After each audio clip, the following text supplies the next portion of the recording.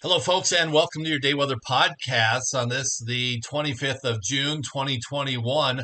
I'm day weather meteorologist Mark Huer. Well, mild with moisture along the Rockies eastward. It's the opposite, though, the exact opposite across the far western United States. Cooler than average for the divide eastward on into next week. Showers and thunderstorms as well. Even some monsoonal activity starting to show up. Intense high pressure out in the Pacific Northwest makes for dangerous heat from the Great Basin on westward as we work our way through the weekend and into at least the first half of next week.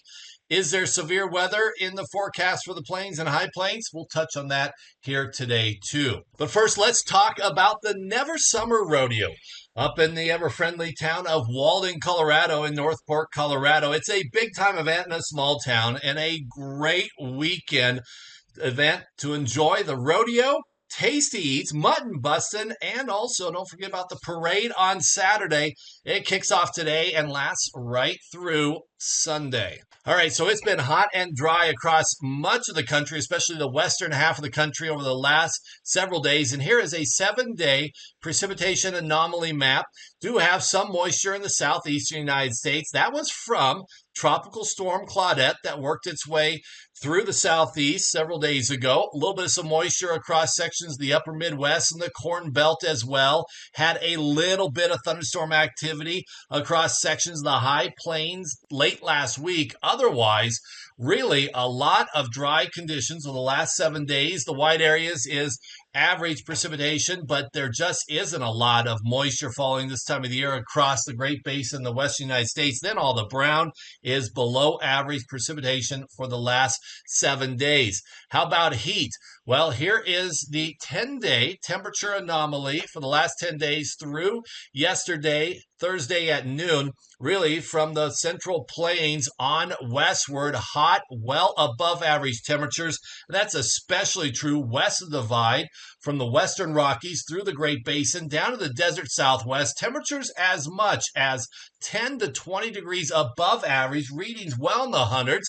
100 to 110 to even 120 degree high temperatures across sections of the Great Basin and the desert Southwest. Several days ago, nice little trough across much of the east, keeping temperatures a few to several degrees below average.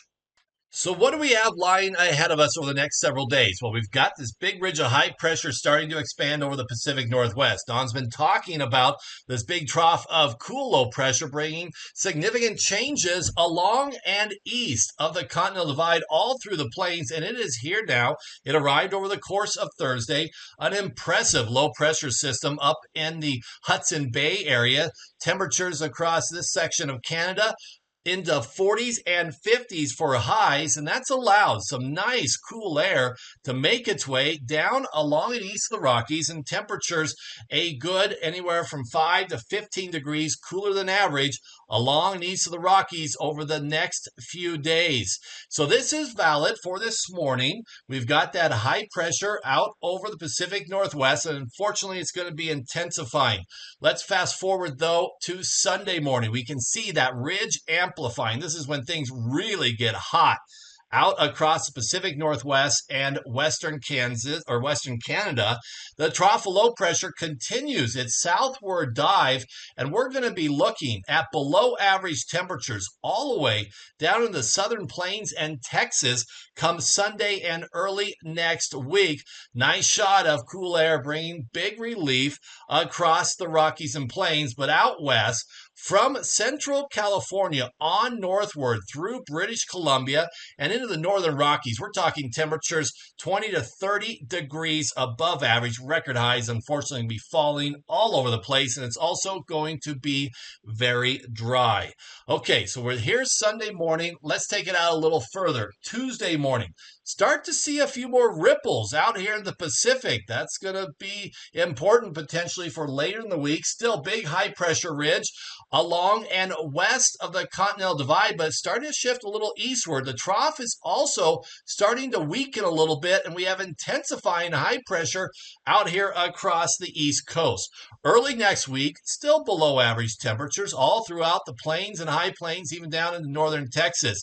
Extremely hot weather starts to push eastward into Idaho and western Montana. Also, it's going to start to push westward across the divide in Wyoming and also Utah and Colorado. Still, though, no intense heat as we get into early next week. Once you get out into far eastern Montana, eastern Wyoming, and eastern Colorado. So that's some good news. And there's also going to be some additional and ongoing shower and thunderstorm activity. So we know it's going to get hot and we know it's going to be cool in the plains, but how far from average will it be? Well, temperatures a good 10 to, in some cases, 15 degrees cooler than average for this area all the way through next Thursday. And it will be the far western United States that's going to be sizzling, scorching heat well into northern Canada and the Rockies. Temperature readings 20 to 30 degrees, like we mentioned, above average. And that means highs in this area here, 80s, 90s, and even some triple digit readings, record highs, record heat, record drought. Big problems going to be intensifying, unfortunately, out across Pacific Northwest and western Kansas. So that's the heat. How about the moisture? Here's a 7-day precipitation total forecast. And you can see it's from about the Montana, North Dakota borderline, then along the divide on eastward, where the shower and storm activity is going to be. We got a little bit of some monsoonal thunderstorms starting to show up in the Great Basin. It very well, though, could do more harm than good. This could be some spotty, gusty storm activity with the drought conditions, the parched conditions. Dry lightning not going to be good here across the Great Basin and into the Sierra Nevadas. But monsoonal moisture and thunderstorm activity increasing in Arizona, increasing in New Mexico, increasing in Colorado. And then you can see right where the trough of low pressure in the frontal system exists across the southern plains, Midwest, and the upper Midwest. A lot of moisture interacting with this cool front, and that's going to be creating some good rainfall all across this area right through late next week. Not a lot going on in the southeastern United States, especially the Ohio and then the Tennessee River valleys. And just that touch of moisture out in the west, but unfortunately, the Pacific Northwest remains bone dry.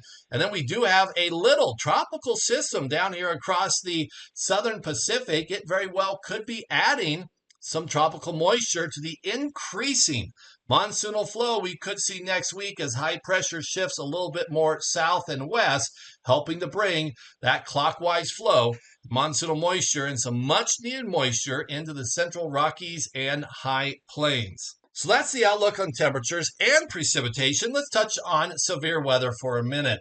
Here's today's severe weather outlook. We do have a slight risk across sections of eastern Colorado, northern Texas, western Oklahoma, out across pretty much all of Kansas, then into sections of the Corn Belt. Slight risk is really going to be good and indicative of some hit and miss severe weather. And for this slight area, today we're going to be looking at the biggest threat being some 60-plus mile per hour winds and potentially some inch hail or larger. Tornadic threat, though, is going to be very small. It's not until you start to see enhanced and then especially moderate severe weather threats that you really get into widespread, significant severe weather and when concerns really get high. So not big concerns today, but some here across this yellow shaded area. Tomorrow, even less. A lot of garden variety showers and thunderstorms. We have a big, cool pool of air across the plains, and that's going to keep a lid on the vast majority of severe weather tomorrow, right along the frontal boundary and the trough of low pressure, though. Could see a couple of strong to severe storms for this region. Otherwise, garden variety. Rain soaking, much needed moisture falling from the good activity along in West Divide Saturday and into much of next week. Thanks for watching today. We'll talk to you early next week. And don't forget to subscribe to your day weather video YouTube channel.